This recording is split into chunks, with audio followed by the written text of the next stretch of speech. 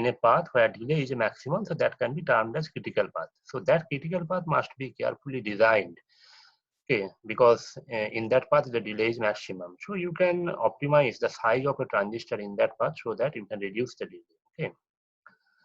Now, another one objective for sizing, suppose in a CMOS transistor, CMOS network, okay, both NMOS and PMOS transistors are present.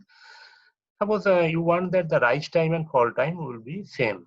Okay, so rise time and fall time of that logic gate, let us CMOS inverter. Okay, the rise time of output and fall time of output must be same. Okay, so you know that the rise time expression basically 2.2 RC, and the fall time is also same, the 2.2 RC, where R is the parasitic capacitance, where R is the resistance value, that is the resistance offered by the MOSFET. Okay, and C is the parasitic capacitance. Okay.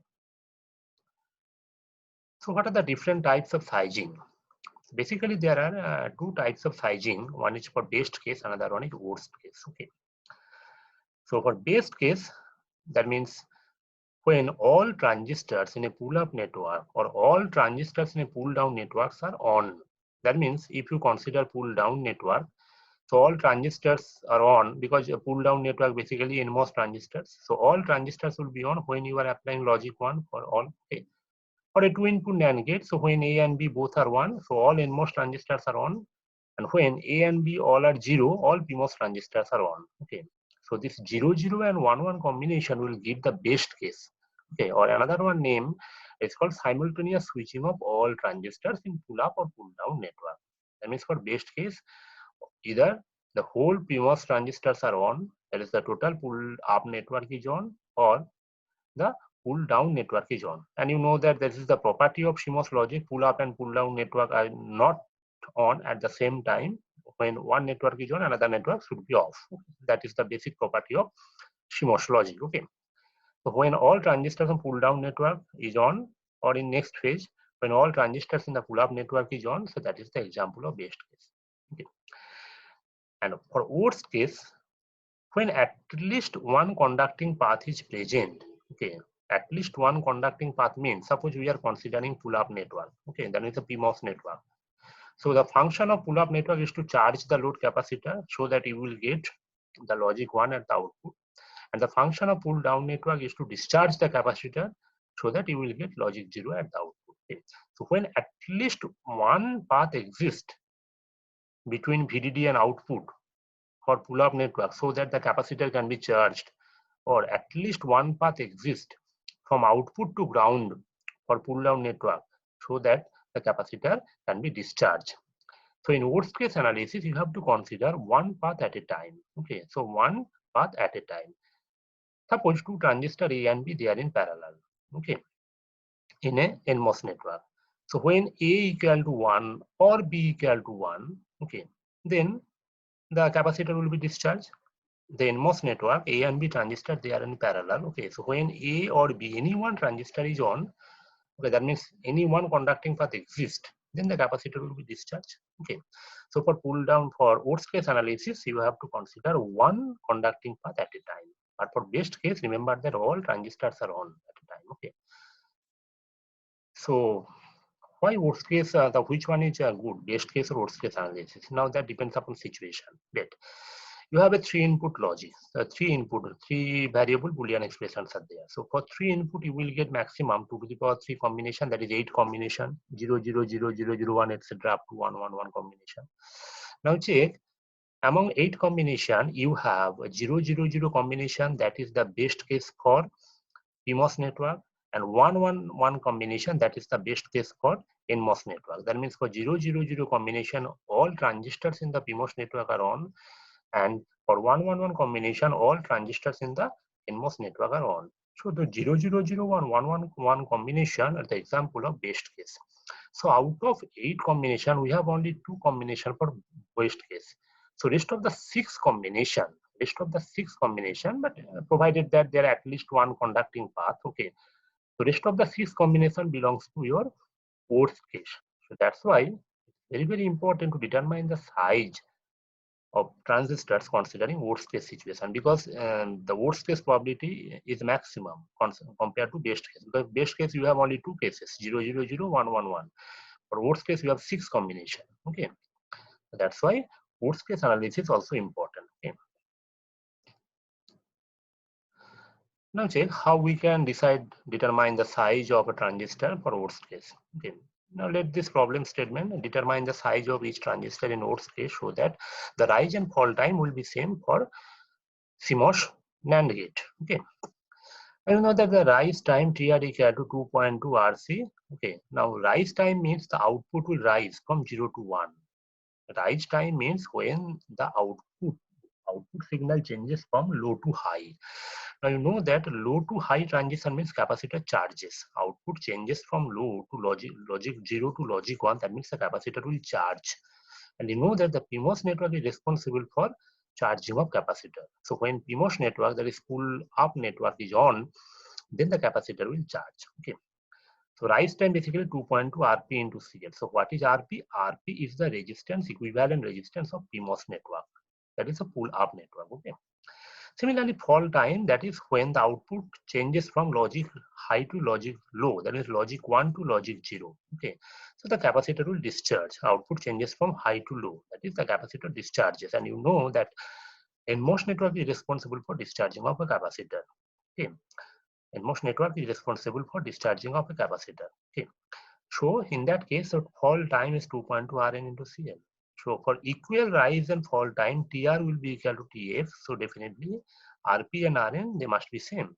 So resistance of PMOS and resistance of NMOS network should be same for equal rise and fall time. And let's come to one example, that sizing of a NAND gate worst case. Okay. Now come to the pull down network NMOS transistor. Okay. Two NMOS transistor is in series here. Okay. So now for equal rise and fall time, you have to remember that the total PMOS resistance RP and total NMOS resistance Rn, they should be same. As mentioned in the previous slide, the RP equal to Rn at worst case. Okay.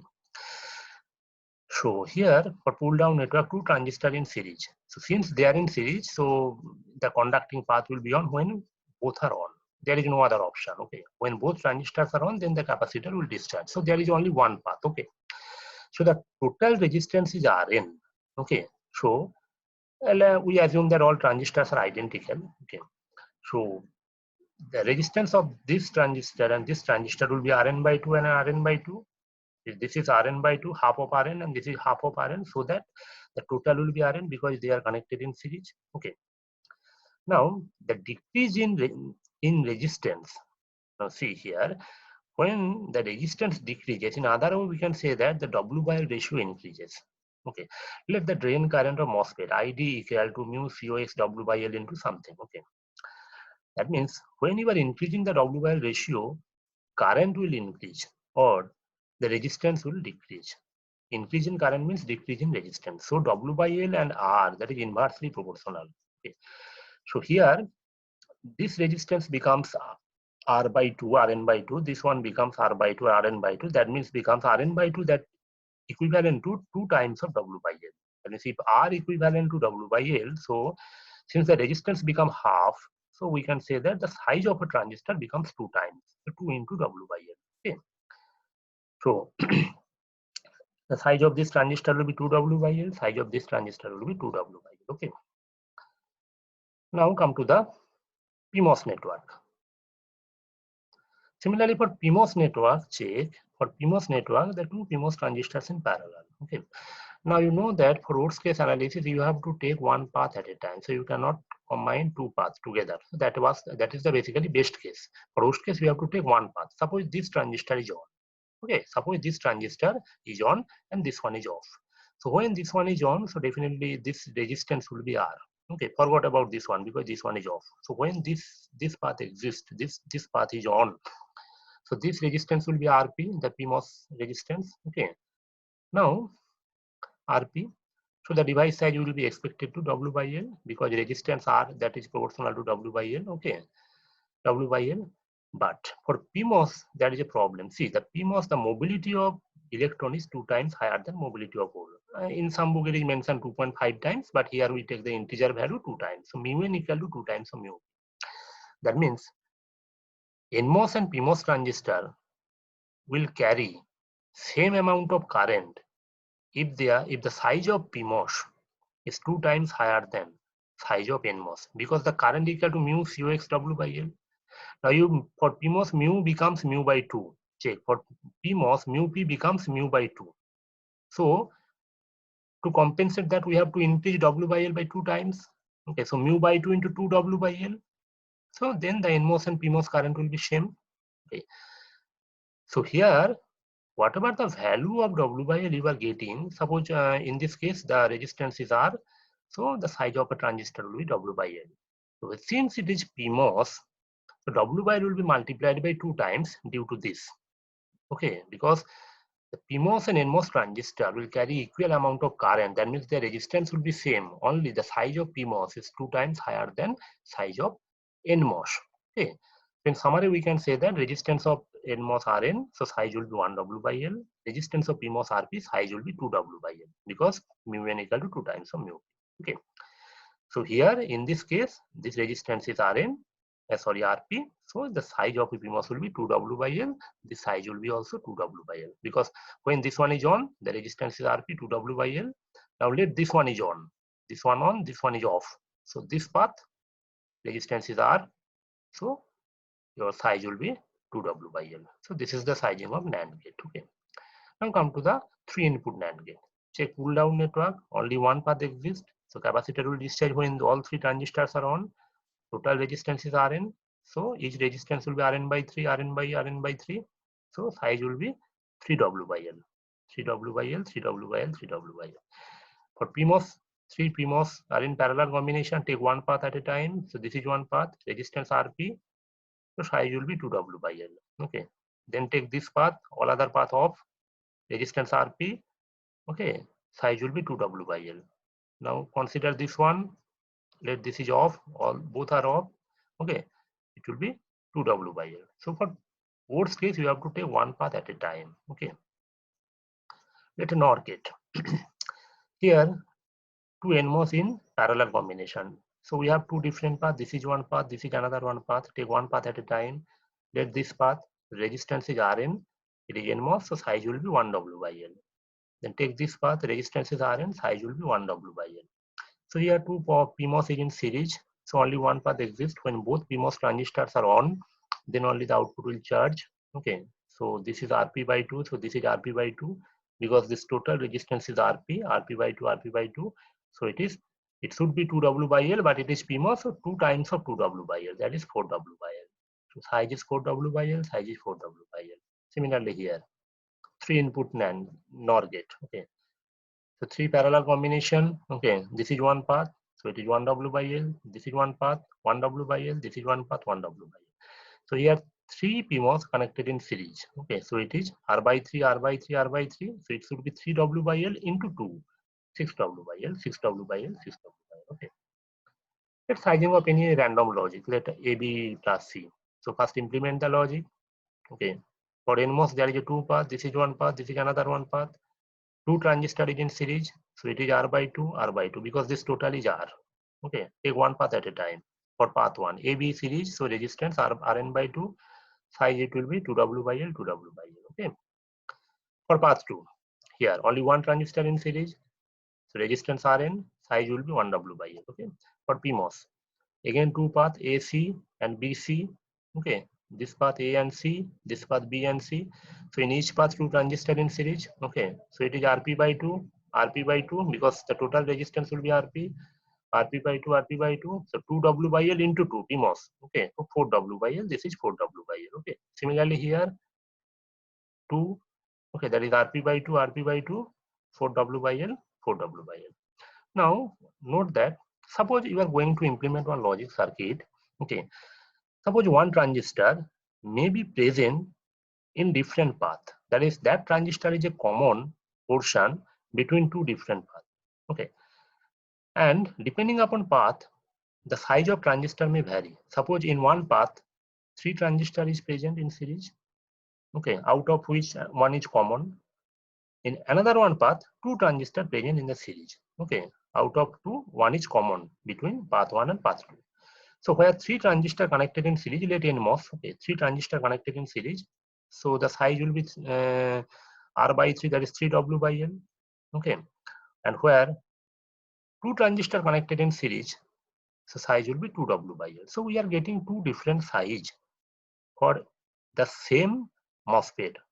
Okay, when we are considering the path where 3 transistors connected in series, the size will be 3W by L, because each resistance, each transistor having resistance of R by 3. Okay. And when we consider the second path, not in this example, some other example, okay, when we consider the second path, okay, where 2 transistors connected in series, okay, then the size will be 2W by L. So one transistor having 2 different size depending upon path. One is 3W by L, another one is 2W by L. So always consider the larger one. Okay, because if you consider higher W by L, current will be more, delay will be less.